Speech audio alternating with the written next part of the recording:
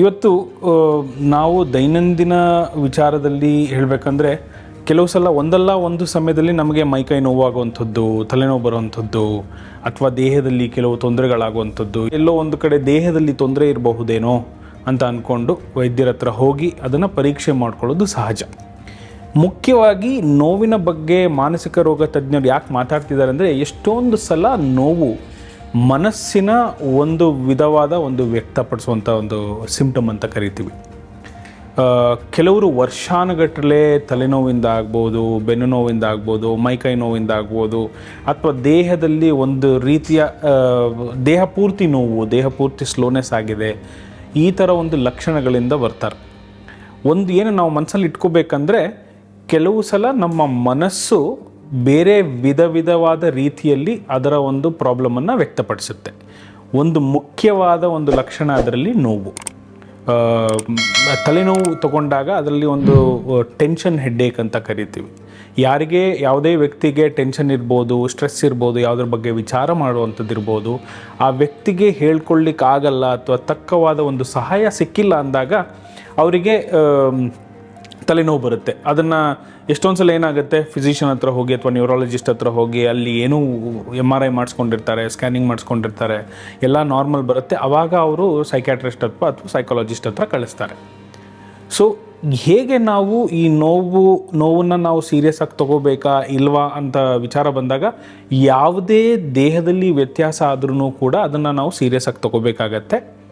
ಕೆಲವು ನೋವುಗಳು ಮಾನಸಿಕವಾಗಿ ಬರ್ತಿದೆಯಾ ಅಥವಾ ದೈಹಿಕವಾಗಿ ಬರ್ತಿದೆಯಾ ಅಂತ ಗುರುತಿಸೋದು ಹೇಗೆ ಅಂದರೆ, ಈ ನೋವುಗಳು ಮನಸ್ಸಿಂದ ಬರುವಂಥ ನೋವುಗಳು ಕಾರಣಗಳಿರುತ್ತೆ.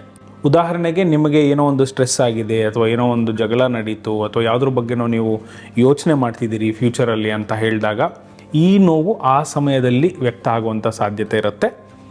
ಎರಡನೇದು, ಈ ನೋವು ಕೆಲವು ಸಲ ಚೇಂಜ್ ಆಗ್ತಿರುತ್ತೆ.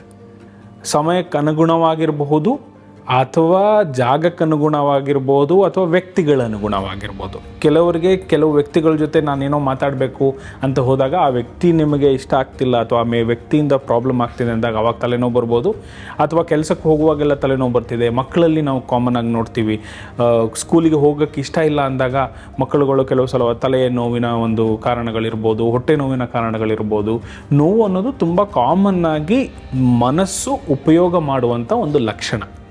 ಸೊ ಈ ಥರ ವ್ಯತ್ಯಾಸ ಆಗ್ತಿದೆ. ಇನ್ನೊಂದು ಮುಖ್ಯವಾಗಿ ಏನಂದರೆ, ಈ ಮಾನಸಿಕವಾಗಿ ಬರುವಂಥ ನೋವುಗಳು ರಾತ್ರಿ ಅಷ್ಟು ಎಫೆಕ್ಟ್ ಮಾಡೋದಿಲ್ಲ. ದೇಹದಲ್ಲಿ ಇರುವಂಥ ತೊಂದರೆಗಳಾದರೆ ಏನಾಗುತ್ತೆ, ನಿದ್ರೆ ಡಿಸ್ಟರ್ಬೆನ್ಸ್ ಆಗ್ತಿರುತ್ತೆ. ಅದು ಸಮಯ ಆಗ್ಬೋದು, ಜಾಗ ಆಗ್ಬೋದು, ವ್ಯಕ್ತಿ ಆಗ್ಬೋದು, ಅದಕ್ಕೂ ಇದಕ್ಕೂ ಸಂಬಂಧನೇ ಇರೋದಿಲ್ಲ. ನೀವು ಎಲ್ಲಾದರೂ ಇರ್ಬೋದು, ಯಾರ ಜೊತೆನಾದ್ರು ಇರ್ಬೋದು, ದೈಹಿಕವಾಗಿ ಬರುವಂಥ ನೋವುಗಳು ಯಾವಾಗಲೂ ಇರುತ್ತೆ. ಒಂದು ಉದಾಹರಣೆಗೆ, ಮೂಳೆಗೇನೋ ತೊಂದರೆ ಆಯಿತು, ಮೂಳೆ ಮುರಿತಂದರೆ ಅದು ಜಾಗ ನೋಡೋದಿಲ್ಲ, ಜನನ ನೋಡೋದಿಲ್ಲ, ಯಾವಾಗಲೂ ನೋವಿರುತ್ತೆ. ಬಟ್ ಮನಸ್ಸಿಗೆ ಬರುವಂಥ ನೋವುಗಳು ವ್ಯತ್ಯಾಸ ಆಗ್ತಾ ಇರುತ್ತೆ. ಸೊ ಈ ವ್ಯತ್ಯಾಸನ ಏನಾದರೂ ನೀವು ಕಂಡಿಡ್ಕೊಂಡ್ರೆ, ಒಂದು ಮಾನಸಿಕ ರೋಗ ತಜ್ಞರ ಹತ್ರ ಹೋಗಿ ಅದನ್ನು ಡಿಸ್ಕಸ್ ಮಾಡಿ, ಅದಕ್ಕೆ ಒಂದು ಈ ಕಾರಣ ಇರಬಹುದಾ ಇಲ್ಲವಾ. ಎಲ್ಲ ನೋವುಗಳಿಗೂ ನಾವು ಮಾತ್ರೆ ಕೊಡ್ತೀವಿ ಅಂತ ಅಲ್ಲ. ಕೆಲವು ತುಂಬ ಜಾಸ್ತಿ ಇದ್ದಾಗ ಅದಕ್ಕೆ ನಾವು ಟ್ರೀಟ್ಮೆಂಟ್ ಕೊಟ್ಟು ಔಷಧಿಯಿಂದ ಅದನ್ನು ಕಮ್ಮಿ ಮಾಡಿ ಆಮೇಲೆ ಬೇರೆ ವಿಚಾರಗಳ ಬಗ್ಗೆ ನೋಡ್ತೀವಿ. ಕೆಲವು ಸಲ ತುಂಬ ಕಮ್ಮಿ ಇದೆ, ಬೇರೆ ಏನೋ ಕಾರಣಗಳಿದೆ ಅಂದಾಗ ಅದಕ್ಕೆ ಥೆರಪಿ ಅಥವಾ ಕೌನ್ಸಿಲಿಂಗಿಂದ ಕೂಡ ಅದಕ್ಕೆ ಪರಿಹಾರನ ಹುಡ್ಕೊಡ್ತೀವಿ. ಕೆಲವು ಸಲ ಜನಗಳು ಏನು ಮಾಡ್ತಾರೆ ಅಂದರೆ, ನೋವಿರೋದ್ರಿಂದ ಅವರಾಗಿ ಹೋಗಿ ಬ್ಲಡ್ ಟೆಸ್ಟ್ ಮಾಡಿಸೋದೊಂದು, ಅವರಾಗಿ ಹೋಗಿ ಸ್ಕ್ಯಾನಿಂಗ್ ಮಾಡಿಸೋದು, ಅಥವಾ ಪದೇ ಪದೇ ಡಾಕ್ಟ್ರನ್ನ ಚೇಂಜ್ ಮಾಡೋವಂಥದ್ದು. ಈ ಥರ ಮಾಡೋದ್ರಿಂದ ನಿಮ್ಮ ಆರೋಗ್ಯ ಇನ್ನೂ ಬರ್ತಾ ಜಾಸ್ತಿ ತೊಂದರೆ ಆಗುತ್ತೆ ವಿನಃ ಅದರಿಂದ ಪರಿಹಾರ ಸಿಗೋದಿಲ್ಲ. ಸೊ ದೇಹದಲ್ಲಿ ಅಥವಾ ತಲೆಯಲ್ಲಿ ಏನಾದರೂ ನೋವಿನ ಒಂದು ಲಕ್ಷಣ ಬಂದರೆ ಅದು ಮಾನಸಿಕವಾಗಿ ಕೂಡ ಇರಬಹುದು ಅಂತ ನಾವು ಮನಸ್ಸಲ್ಲಿ ಇಟ್ಕೊಳ್ಳೋದು ತುಂಬ ಇಂಪಾರ್ಟೆಂಟ್.